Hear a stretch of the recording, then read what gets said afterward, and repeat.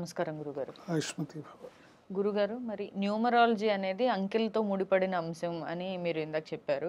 అంకెలతో ముడిపడిన అంశం కదా, మరి క్యాలెండర్లో మనకి అంకెలు ఉంటాయి, టైంలో అంకెలు ఉంటాయి, మన సంవత్సరంలో అంకెలు ఉంటాయి. మరి అయితే ప్రతి నిమిషం మారిపోతూ ఉంటుందంటారా మన లైఫ్? ఒకవేళ అట్లా ఏమి ఉండదండి. ఇప్పుడు 9 నెంబర్లు అనేవి 9 బేసిక్గా. గ్రహాలు 9, నెంబర్లు 9. ఈ నవగ్రహాలకి రిప్రజెంటేటివ్స్గా ఈ 9 నెంబర్లు ఉంటాయి. 1, 2, 3, 4, 5, 6, 7, 8, 9. మళ్ళీ 10 అంటే 1వ నెంబర్ కింద వస్తుంది, 11 అంటే 2వ నెంబర్ కింద వస్తుంది, 12 అంటే 3వ నెంబర్ కింద వస్తుంది కదా. సో బేసిక్ నెంబర్స్ ఈ 9. ఈ 9 ప్రతి ఒక్కళ్ళకి కొన్ని యాంటీ నెంబర్స్ ఉంటాయి, కొన్ని లక్కీ నెంబర్స్ ఉంటాయి.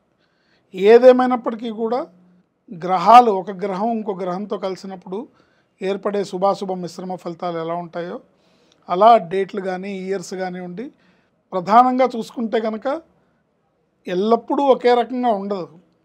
గ్రహాలు కూడా గ్రహస్థితిని బట్టి వీళ్ళ దీన్ని బట్టి, అంటే వీళ్ళ నక్షత్రాన్ని బట్టి వీళ్ళ రాశిని బట్టి గ్రహస్థితి ఎలా నడుస్తుంటుందో అలా వీళ్ళ డేట్ ఆఫ్ బర్త్ని బట్టి వీళ్ళ డెస్టినీ నెంబర్ అని ఉంటుంది.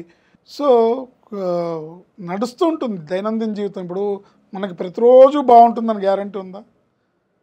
ప్రతిరోజు బాధలే పడతాము, కష్టాలే పడతామని ఉందా? లేదు.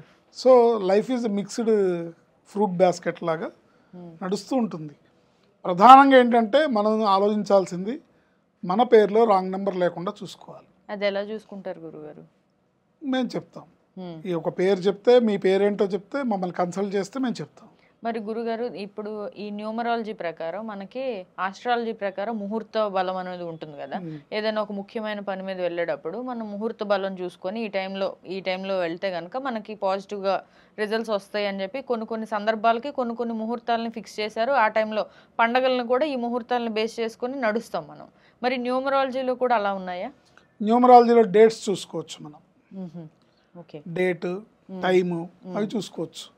అంటే బేసిక్గా అస్ట్రాలజీది ఫాలో అవుతూ డేట్స్ ఇవి చూసుకోవాలి. అంటే ఒక్కొక్కళ్ళ డేట్ ఆఫ్ బర్త్ని బట్టి, ఇప్పుడు ఒకళ్ళు 19వ తారీఖు 10వ నెల 2025లో పుట్టారనుకోండి, 2024 అనుకోండి, 25 10వ నెల రాలేదు కదా. సో 19 అనేది బర్త్ నెంబర్, 19 అంటే 1. అట్లాగే దీనికి నెలను కలిపితే వచ్చేది లక్కీ నెంబర్. డేటు, నెల, సంవత్సరం మొత్తం కూడితే వచ్చేది డెస్టినీ నెంబర్. దాన్ని కూడా అదృష్ట సంఖ్య అంటారు. సో ఇలా ఒక వ్యక్తి యొక్క బర్త్ నెంబర్ ఏంటి, లక్కీ నెంబర్ ఏంటి, డెస్టినీ నెంబర్ ఏంటి, లక్కీ ప్రాపర్టీ నెంబర్ ఏంటి, ఇవన్నీ ఎప్పుడు అంటే మీ పేరులో అదృష్ట సంఖ్య ఉన్నప్పుడే ఇవన్నీ మీకు ఉపయోగపడతాయి. కానీ ఇందులో ఎంత అదృష్టం ఉన్నా సరే మీ పేరులో కనుక రాంగ్ నెంబర్ ఉంటే అది బూడిదలో పోసిన పన్నీరే అవుతుంది. ఉదాహరణకి నా దగ్గర బెంజ్ కారే ఉంది, ఏంటి కండిషన్లో ఉంది, కానీ పెట్రోల్ లేదు, ఉపయోగం లేదు. ఓకే. సెకండ్ ఇంకొక సిచ్యువేషన్, ట్యాంక్ ఫుల్గా పెట్రోల్ ఉంది, బెంజ్ కార్ ఉంది, టైర్లో గాలి లేదు, బండి నడవదుగా ముందుకి కదా. టైర్లో గాలి ఉంది, టైర్లు బ్రహ్మాండంగా ఉన్నాయి, పెట్రోల్ ఉంది, కానీ నాకు డ్రైవింగ్ రాదు, నా పక్కన డ్రైవర్ లేడు, అప్పుడు కూడా ఉపయోగం లేదుగా.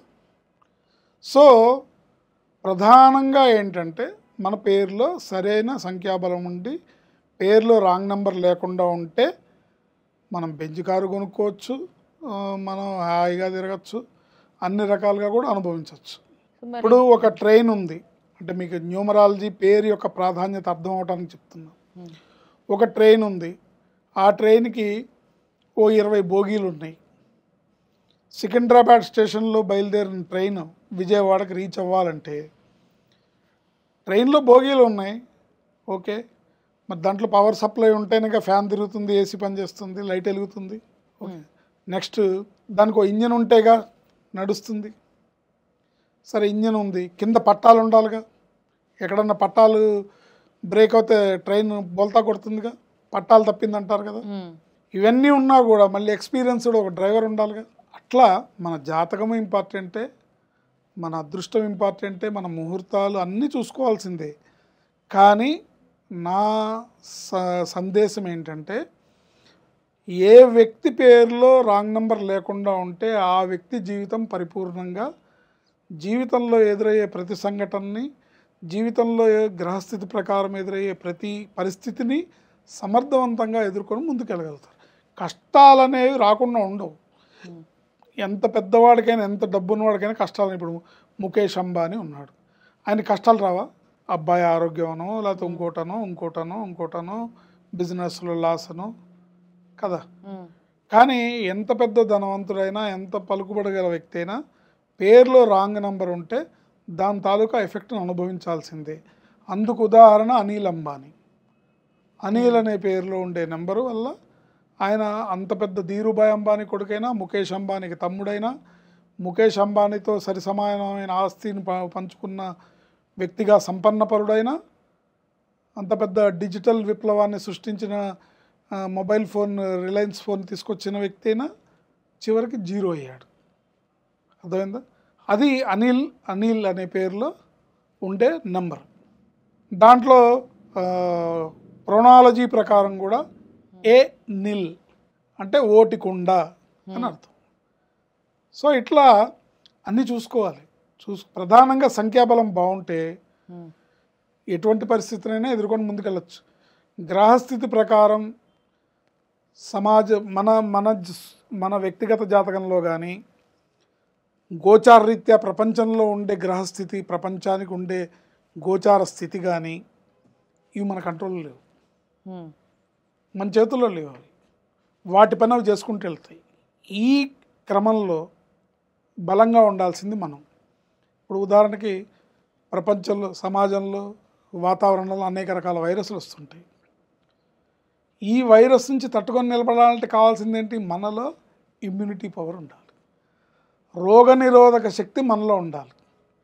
అలాగే అదృష్టాన్ని, దురదృష్టాన్ని శాసించే ఏదైతే ఉందో వీటన్నిటిని తట్టుకొని నిలబడాలంటే మన పేరులో సరైన సంఖ్యాబలం అనే లక్కీ నెంబర్ అనే రోగనిరోధక శక్తి మన పేరులో కనుకుంటే మనం జీవితంలో ఎటువంటి పరిస్థితినైనా ఎదుర్కొని ముందుకెళ్ళగలుగుతాం. ఇది చాలామందికి అర్థం కాదు. పేరులో ఒక అక్షరం సరి చేస్తే పేరు మన మీద ఎలా పనిచేస్తుంది చాలా అర్థం కాక టూ మచ్ అనాలిసిస్ చేస్తుంటారు. అవును గురుగారు. వాట్సాప్ ఎలా పనిచేస్తుంది అడిగాడా వాడు? అడగరు. డేటా నా ఫోన్లోకి ఎలా వస్తుంది వైఫైతో అని అడిగాడా? అడగరు. యూట్యూబ్స్లో నేను సినిమా ఎలా చూస్తున్నాను అడుగుతున్నాడా? ఓటీటీలో నిన్న థియేటర్లో చూశాను వాళ్ళు ఓటీటీలో చూస్తున్నాను అడుగుతున్నాడా? వచ్చిన సౌకర్యాన్ని వాడుకుంటున్నాడు. అదొక టెక్నాలజీ ఇన్నోవేషన్ పెరిగినా కొద్దీ రకరకాలు. దాంట్లో ఒక ఆధునికమైన ఇన్నోవేషన్ నేమ్ న్యూమరాలజీ కరెక్షన్. దీన్ని సరి చేసుకోవడం ద్వారా అద్భుతమైన జీవితాన్ని మనం పొందొచ్చు.